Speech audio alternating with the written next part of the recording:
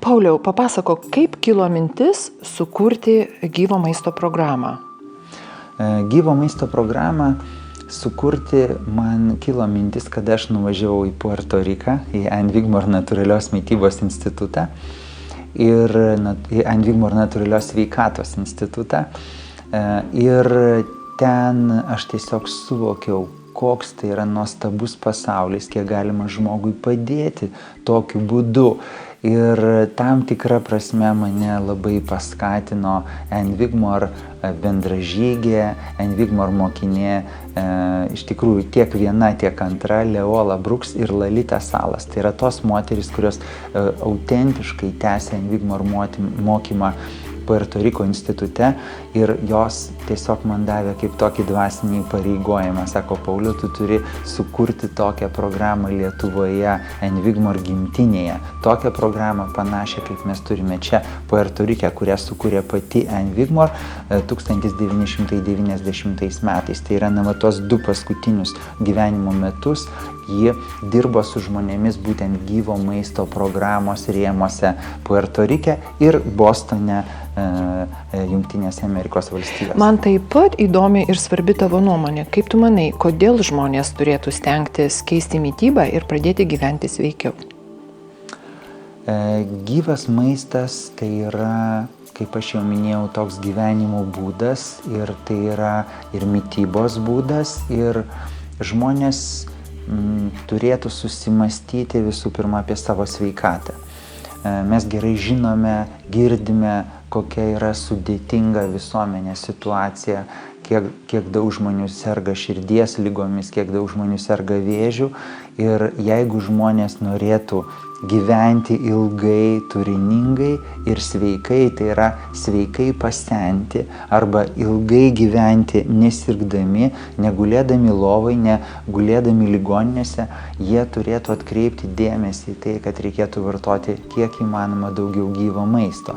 Ir tai, kad mūsų visuomeniai dabar yra tokia nuostata, kad ligoninė tai yra lyg tai mūsų antri namai ir kad jau žmogus sulaukęs 50 metų būtinai turi sirgti ir neišeiti iš gydytojų kabineto, tai ši klaidinga nuostata iš tikrųjų žmonės kaip ir užprogramuoja į tai, kad jie nebenori ilgai gyventi. Aš kalbu su jaunais žmonėmis ir jie sako dažnai, mes nenorim ilgai gyventi, mes matom, kaip kankinasi mūsų tėvai, kaip kankinasi mūsų artimieji ir mes tiesiog dėl to kartais jauni žmonės dėl to ir nesirenka sveikesnio gyvenimo būdo, nes jie tiesiog nebenori ilgiau gyventi.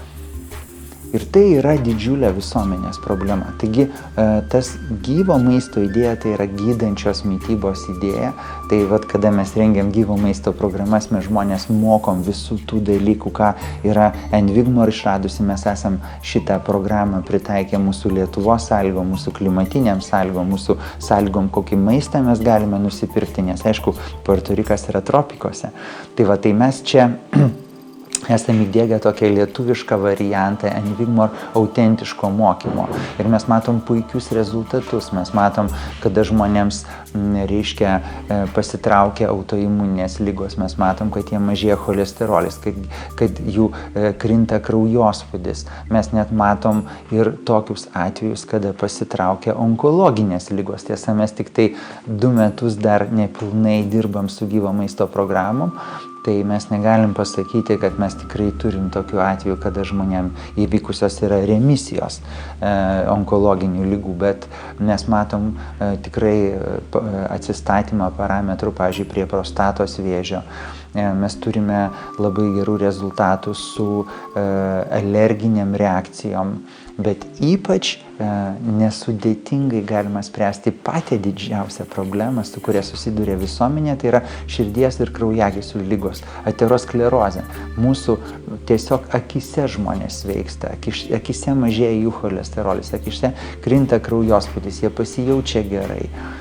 Tai tiesiog tie rezultatai labai džiugina ir dėl to mes manom, kad tai, ką Ann Wigmore sumastė, sugalvojo, yra viena iš pačių tokių pažangiausių gyvenimo būdo formų.